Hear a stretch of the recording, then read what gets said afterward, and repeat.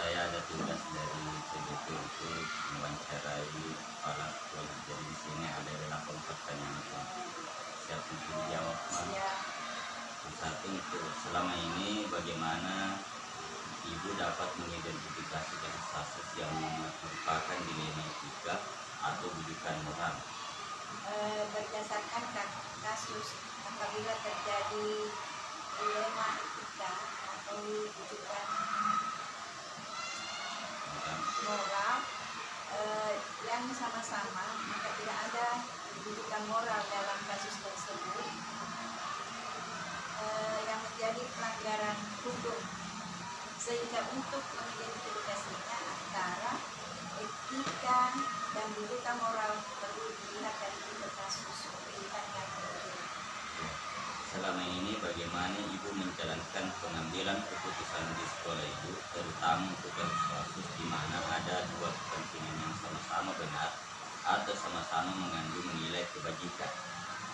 Keputusan yang kami laksanakan itu dalam pengambilan, saya harus musyawarahkan dulu dengan para wakasek agar mendapat pertimbangan dalam memutuskan suatu permasalahan yang berpihak pada anak dan terkait kebijakan universal.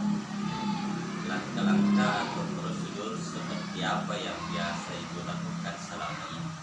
Langkah yang saya tempuh biasanya pertama itu mengumpulkan dulu data pendukung dari wali kelas. Karena di SD tidak ada istilah guru BK, maka sasaran informasi kepada wali kelas. Yang kedua, minta pendapat dari wali kelas tentang kasus tersebut. Hal-hal apa saja yang selama ini Ibu anggap efektif dalam pengambilan keputusan pada kasus-kasus dilema etika?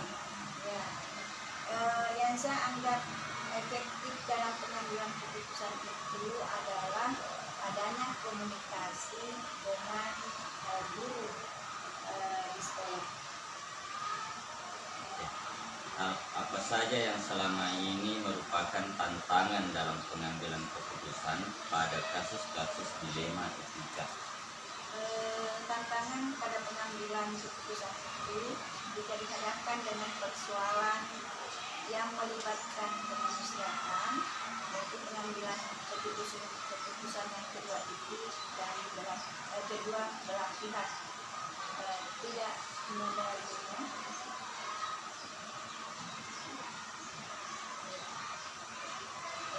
Jadi di sini harus inilah merupakan tantangan jika kedua pihak itu tidak menerima keputusan itu.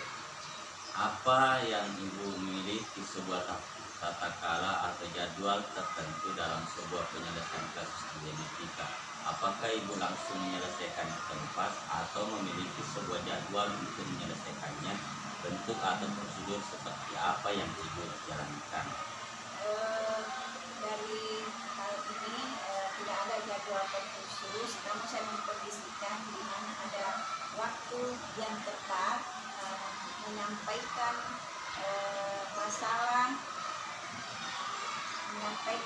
masalah ini secara langsung sehingga dapat diselesaikan, artinya dikoordinasikan dengan seluruh guru-guru di sekolah ini tanpa menunda-nunda untuk menyelesaikan permasalahannya. Selanjutnya, adakah seorang atau faktor-faktor yang selama ini mempermudah atau membantu Ibu dalam pengambilan keputusan dalam kasus-kasus dilema etika?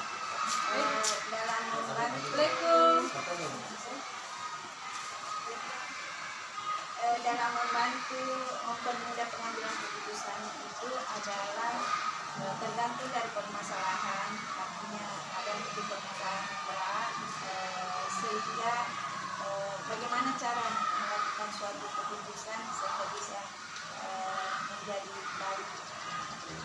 Terakhir, dari semua hal yang telah disampaikan, pembelajaran apa yang dapat Ibu petik dari pengalaman Ibu mengambil keputusan dilema etika? Yang saya dapat petik di sini, pembelajaran yang bisa diambil adalah tidak semua yang kita anggap benar itu benar.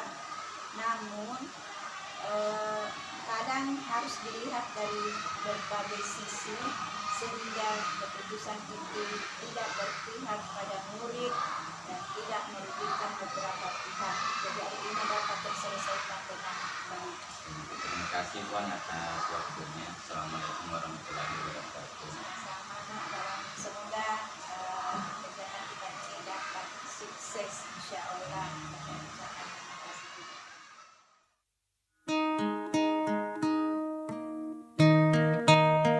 Warahmatullahi wabarakatuh. Bagaimana kabarnya hari ini Pak? Dari beberapa ini ada kesempatan saya mau mencari Bapak tentang tugas satu di CGP tentang pengambilan keputusan berbasis nilai-nilai kebajikan sebagai pemimpin. Apakah Bapak siap diwawancara? Untuk pertanyaan pertama, selama ini bagaimana Bapak dapat mengidentifikasi kasus-kasus yang merupakan dilema etika atau bidikan moral? Kalau selama ini Pak ya, kalau di sekolah pasti ada yang namanya dilema. Ya. Itu misalnya apabila ada suatu kasus itu, kami harus melakukan langkah-langkah bahwa apakah kasus ini termasuk dilema etika atau bidikan moral. Setelah kami kaji bahwa ini betul-betul dilema etika, maka ini biasanya kami rapatkan dengan teman-teman di sini. Tetapi kalau misalnya saya sendiri sebagai kepala sekolah bisa menyelesaikan sendiri, saya tidak rapatkan. Itu kalau memang itu betul-betul antara benar dengan benar. Oke, selanjutnya selama ini bagaimana Bapak menjalankan pengambilan keputusan di sekolah Bapak? Ya, seperti itu tadi Pak ya. Kalau misalnya di kasus itu kita di dilema etika ya, tentunya ini kita harus rapat dengan dewan guru, bahkan kita melibatkan komite. Nah, kalau masalah seperti ini itu di situ kita minta pendapat dari rekan-rekan guru. Mereka semua mengeluarkan pendapatnya, ya, keputusan yang terbagus itulah yang akan kita ambil. Oke, itu. Langkah-langkah atau prosedur seperti apa yang biasa Bapak lakukan selama ini? Kalau langkah-langkah itu misalnya kita menentukan nilai-nilai yang sering bertentangan ya. Misalnya apakah ini benar atau PS benar ya? Ya, itu. Kalau benar PS benar, kita harus betul-betul itu melakukan langkah-langkah yang betul-betul kena ya, maksudnya.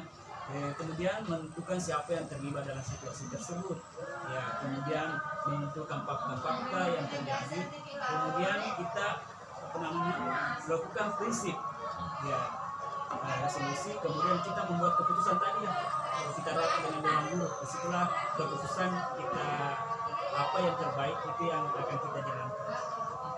Selanjutnya, hal-hal apa saja yang selama ini Bapak anggap efektif dalam pengambilan keputusan pada kasus dilema etika? Kasus dilema etika ya Pak. Ya. Keadaan di sini Pak juga sering terjadi seperti itu. Contohnya Pak, bisa saya kasih contoh ya. Misalnya kemarin itu di sekolah kami itu kan kita melakukan ada aturan bahwa siswa itu harus memakai seragam. Ya. Nah, ternyata dalam satu minggu itu ada anak, artinya dia memakai baju biasa. Tentunya kami sebagai kepala sekolah tentunya dilema. Kenapa? Karena anak ini itu dia itu kurang mampu. Di situ dilema kami. Sedangkan aturan mengatakan di sekolah itu bahwa mereka harus pakai seragam, betul Pak ya. Kemudian disitulah kami berembuk mengambil keputusan ya antara benar dengan benar ya. Dan yang kami lakukan adalah mengambil keputusan bahwa kita membutuhkan dana untuk membeli baju seragam itu. Itu keputusan bersama kami di sini dalam menyelesaikan suatu kasus. Contohnya hal-hal apa saja yang selama ini yang merupakan tantangan dalam pengambilan keputusan? Kalau tantangannya Pak, pasti semua kasus itu ada tantangannya. Kalau tantangan itu insya Allah bisa kita selesaikan jika kita berkolaborasi dalam suatu mengambil keputusan. Itu saja Pak. Artinya kita intinya kolaborasi dalam mengambil keputusan. Apakah Bapak memiliki sebuah protokol atau jadwal tertentu untuk penyelesaian dilema itu? Tergantung dari kasusnya Pak. Ya. Kalau memang kasusnya ini perlu jadwal, perlu memanggil orang tua siswa, perlu memanggil stakeholder yang terlibat, kita menjadwalkan waktu. Tetapi kalau ini kasus bisa kita selesaikan pada hari itu, kita selesaikan Pak secepatnya. Seperti itu. Kemudian adakah seorang atau faktor-faktor yang selama ini mempermudah atau membantu Bapak dalam pengambilan keputusan? Kalau yang membantu Pak, semua stakeholder itu siap membantu Pak dalam pengambilan keputusan. Jadi stakeholder itu siap berperan penting. Selanjutnya, dari semua hal yang telah disampaikan, pembelajaran apa yang Bapak petik dari pengalaman Bapak mengambil keputusan dilema? Jadi kalau pengalaman Pak untuk kasus-kasus dilema etika itu, bahwa kalau kita betul-betul menjalankan langkah-langkah dalam mengambil keputusan dilema etika Pak, insya Allah menghasilkan keputusan yang terbaik. Seperti itu. Terima kasih banyak Pak atas waktunya. Sukses terus. Siap. Demikian wawancara kita hari ini. Assalamualaikum warahmatullahi wabarakatuh. Waalaikumsalam warahmatullahi wabarakatuh.